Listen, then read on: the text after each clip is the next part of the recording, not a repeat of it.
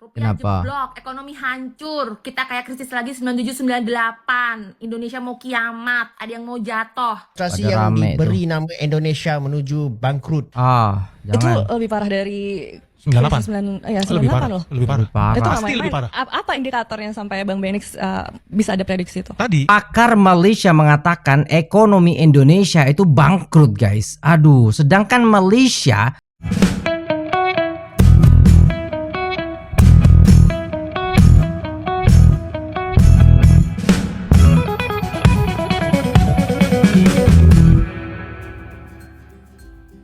Assalamualaikum warahmatullahi wabarakatuh. Jumpa lagi dengan saya, guys, Cak Mujib. Oke, kali ini kita akan reaksi sebuah video yang sangat menarik ya, teman-teman sekalian. Di sini bagaimana dikatakan Indonesia akan bangkrut dan Malaysia malah menguat, semakin maju. Kok bisa begitu? Jom kita simak videonya. Let's go. Adakah betul sebenarnya Indonesia nak bankrupt ataupun ni adalah lebih kepada Bangkrut. sentimen tak Enggak puas dong. hati terhadap dasar ekonomi Pak Prabowo sahaja? Pak Prabowo saja. Guys, pada 12 Jun 2026 Jakarta Okey. bergolak lagi apabila apa ratusan dengan- mahasiswa dikatakan turun ke jalanan Ya, dalam satu demonstrasi pada yang rame diberi nama Indonesia menuju bangkrut. Jadi apa yang diorang bantah ni? Diorang bantah kenaikan harga petrol bukan bersubsidi, kos sara hidup yang dikatakan semakin meningkat semakin dan beberapa meningkat, program betul. mega kerajaan yang dianggap terlalu mahal. Antara sasaran utama diorang ni adalah program makanan percuma yang dikatakan bagi manfaat kepada lebih 83 juta kanak-kanak dan juga wanita hamil. Bagi mahasiswa, kerajaan sebenarnya sedang berbelanja terlalu besar semasa kedudukan fiskal Betul banget. semakin tertekan akibat harga minyak dunia yang dikatakan melonjak susulan konflik Timur Tengah. Akan tetapi kalau kita tengoklah data ekonomi sebenar, cerita dia tak semudah Indonesia nak bankrupt. Indonesia Benar, sebenarnya tidak, masih merupakan ekonomi terbesar ASEAN betul. dengan saiz ekonomi melebihi US 1.6 trilion.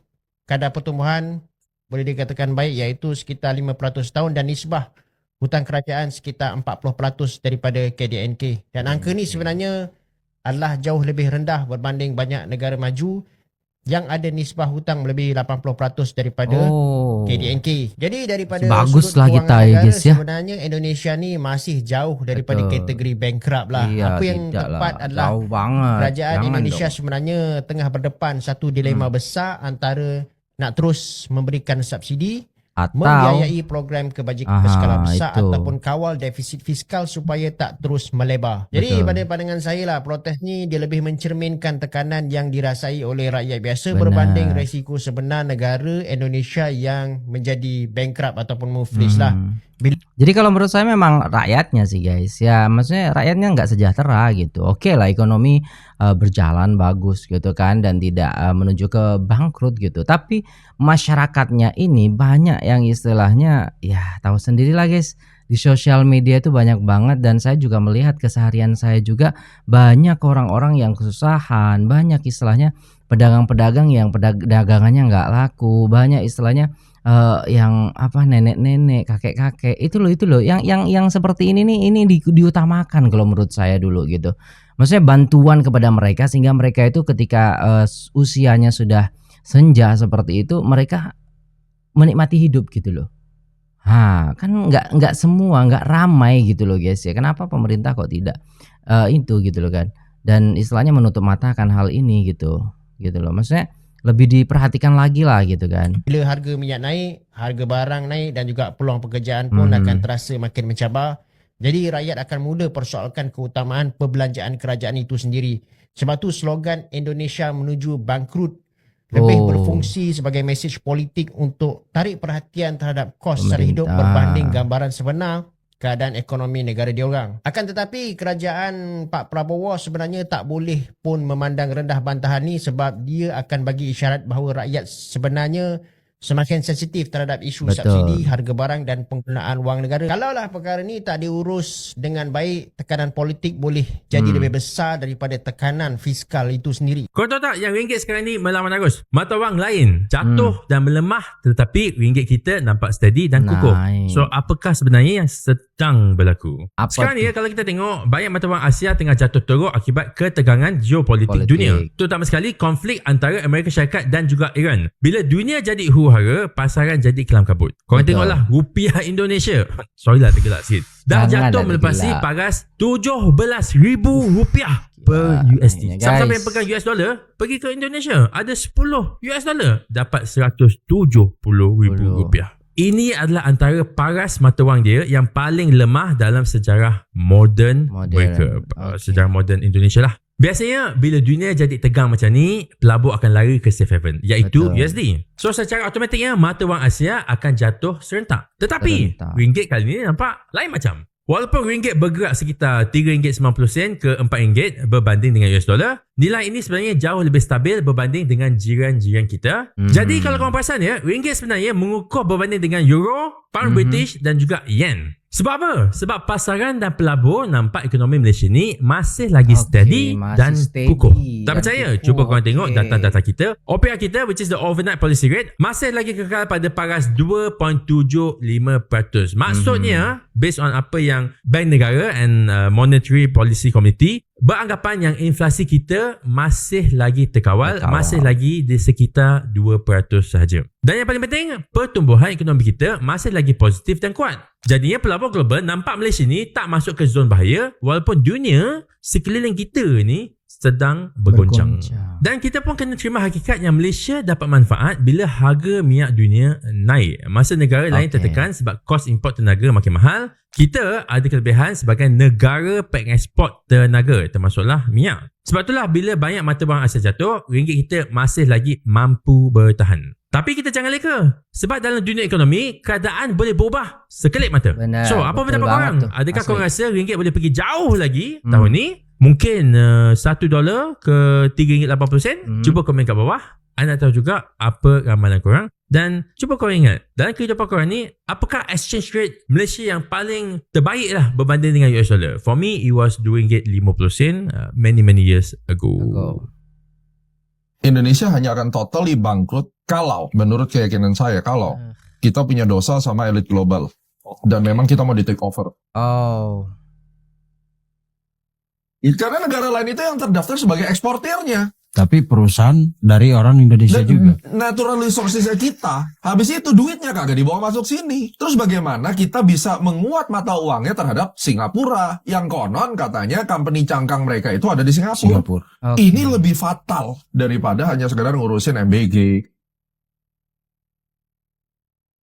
Challenge itu ada, tantangan itu ada, tekanan itu ada, dan bagus kalau kita bisa mengingatkan pemerintah bahwa ini ada bahaya loh, ini ada bahaya. Tapi jangan diamplifikasi sampai menjadi sebuah fear, Ketakutan yang dikonsum oleh orang-orang yang sama sekali nggak pernah sekolah. Susah.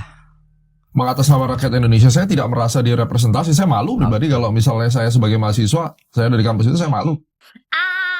Rupiah Kenapa? jeblok, ekonomi hancur, kita kayak krisis lagi 97-98, Indonesia mau kiamat, ada yang mau jatuh. Stop ya, stop. Kalau nggak tahu soal ekonomi, jangan sok tahu. Bener Ngecap aja banget. nggak bisa. Ini gue kasih lihat nih, fluktuasi nilai tukar mata uang negara lain terhadap USD alias dolar, Sama, iya. termasuk Indonesia.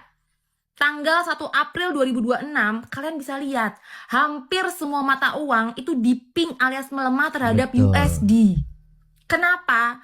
Karena pertama, The Fed alias bank sentralnya Amerika itu menaikkan suku bunga mereka. Jadi investor global lebih tertarik untuk nyimpen duitnya di Amerika. Kenapa ya? Karena lebih cuan gitu. Iya. Kedua, just in case kalian tinggal di gua dan gak tahu kondisi geopolitik dunia, di Timur Tengah sono masih ada konflik. Makanya harga minyak per barel itu naik. Bener. Dan semua transaksi minyak dunia itu pakainya USD. Yeps. Makanya ada istilah petrodolar. Indonesia masih impor minyak. Kenapa? Karena masih ada aja yang menentang hilirisasi energi. Kalian hari ini sadar gak kalau Indonesia kita yang tercinta ini tenggelam dalam lautan hutang? Percaya nggak? Yuk kita bongkar. Hari ini kas negara sebesar 120 triliun. Sementara hari ini negara sudah jatuh tempo bayar hutang sebesar, saya bacakan datang, 833 triliun. Belum lagi harus bayar bunga sebesar 599 triliun. utangnya, Jika dijumlah maka akan ketemu 1.432 triliun. Sementara realisasi penerimaan kas negara pada tahun 2025 hanya 2.865.570 triliun. Separuhnya dari hutang luar negeri. Ngeri gak keadaan ini? Ngeri. Pertanyaannya, apa dampak dari program efisiensi yang dijalankan oleh Prabowo Gibran? Kan begitu. Yang kedua, bagaimana negara membayar piutang luar negeri tersebut? Akhirnya kita akan secara reflektif memikirkan berapa sih penghasilan kita di Januari, Februari, Maret, dan April. Realisasi belanja negara pada bulan Januari itu sejumlah 227,5 triliun. Sementara realisasi pendapatan negara hanya 172,7 triliun. Artinya defisit sebesar 54 triliun. Kemudian pada bulan Februari realisasi belanja negara sebesar 493 triliun. Sementara realisasi pendapatan negara hanya 385 triliun. Lagi-lagi defisit 135 triliun. Pada bulan Maret realisasi belanja negara ini lebih gila, 815 triliun. Sementara realisasi penerimaan uang negara hanya 574,9 triliun. Lagi-lagi defisit sebesar 240 triliun. Kalau sudah punya hutang dan sudah ada jadwal pembayaran, kenapa negara gegabah dalam melakukan belanja anggaran? Kan ini yang menjadi keresahan publik. Suka atau tidak suka, hal ini ditutup-tutupi oleh pemerintah terhadap rakyat. Aduh, Pak Berbaya, bisa ngomong dah gua. Keadaan ini akan membawa pada krisis kepercayaan terhadap pemerintah. Hari ini akan semakin banyak suara-suara kritis membanjiri media sosial. Kemarin kita melihat aksi yang luar biasa terjadi di Kalimantan, dan itu tidak menutup kemungkinan menjadi api percikan terhadap daerah-daerah provinsi yang lain. Mau tidak mau Prabowo ya melek dan objektif melihat hari ini sudah tidak ada pilihan lain kecuali menggalang persatuan nasional. Kita bicara persatuan nasional itu meletakkan kepentingan nasional itu menjadi ujung tombak. Jangan dulu berpikir 2029 terpilih atau tidak. Jangan dulu. Kita bicara bagaimana kita menyelamatkan kondisi bangsa yang sudah di ujung kiamat ekonomi. Masa aksi menuju Indonesia bangkrut. Bundaran HI Jumat 12 Juni 2026. Bundaran Hidup mahasiswa. Hidup rakyat Indonesia. Hidup perempuan yang terus melawan. Ekonomi saat ini hanya tumbuh di atas kertas. Sementara rakyat dianggap kena harga beras. Sulit dalam bahan kerja dan pajak yang mematikan. Pemerintah sibuk membeli citra dan membagi proyek kepada kroni. Sementara rakyat mengenaskan. Ini sebuah krisis, adanya krisis politik. Prabowo Gibran telah membuktikan wajah kepemimpinan yang arogan, minim akuntabilitas, minim empati, dan anti rakyat. Yang dijanjikan Indonesia Emas kini jelas mengarah pada Indonesia bangkrut. Bangkrut ekonomi, bangkrut demokrasi, dan bangkrut juga moralnya. Kritik berbasis data selalu diabaikan. Benar. Sementara pemerintah lebih memilih mengelak dan menindas daripada bertanggung jawab. Hari ini saat kami turun menyuarakan aspirasi rakyat, kami justru dihadang buntal. Hak kami daripada hukuman sebelum aksi akan dihalangi polisi, seolah-olah konstitusi membolehkan negara melarang ibadah.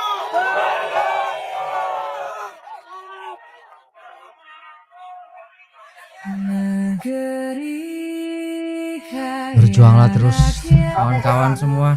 Dan kerap melihat TNI Gila, bukan aduh. untuk menjaga kedaulatan, Gimana ya guys? melainkan untuk membuka suara rakyat yang damai. Tidak ada satu pasal pun dalam Undang-Undang Dasar 1945 Benar. yang membenarkan represi semacam ini. Aparat lebih takut mendengar dengan rakyat daripada melindungi. Benar. Harusnya kan membela rakyat gitu ya. Kepada warga Jakarta, kami mohon maaf atas kemacetan hari ini. Namun ingat, kemacetan lalu lintas ini hanya beberapa jam. Sedangkan kemacetan ekonomi, lapangan kerja, dan masa depan yang dipasangkan rejim ini sudah puluhan tahun dan terus memburuk. Betul.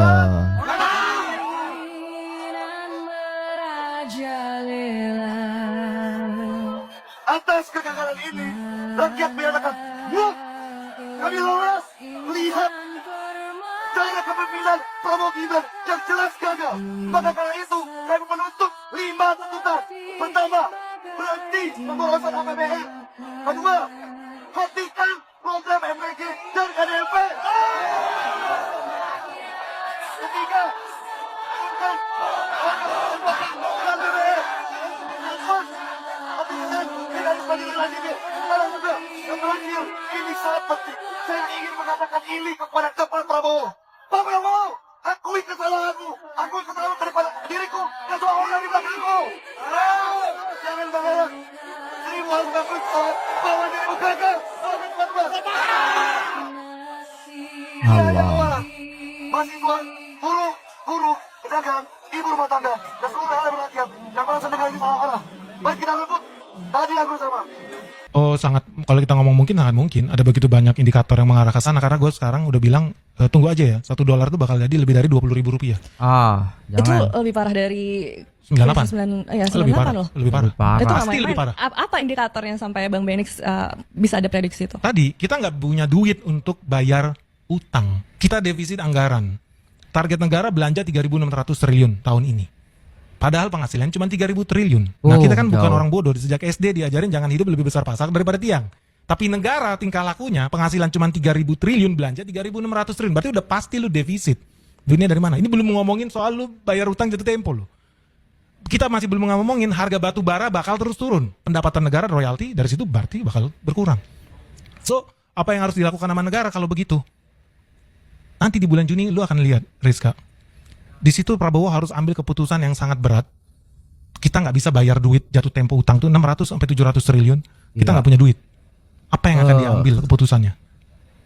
Kalau keputusan yang paling sulit diambil Prabowo adalah cetak duit, apa yang terjadi? Inflasi besar-besaran. Inflasi besar-besaran, semua duit beredar di masyarakat, duit nggak ada artinya kayak 98. Yang terjadi adalah demo besar. Alright guys, udah selesai videonya dan itulah tadi ya guys ya. Ekonomi Indonesia bangkrut, Malaysia tetap pada pendirian, terus berusaha dan tidak sombong. Jadi kalau kita dengarkan dari awal sampai akhir ya guys, mengenaskan sekali gitu. Tapi sebenarnya gini, dalam konteks masyarakat awam ya, saya berpandangan sebagai masyarakat awam yang mana melihat di akhir-akhir ini itu memang kayak anggaran-anggaran itu digunakan dengan brutal seperti itu.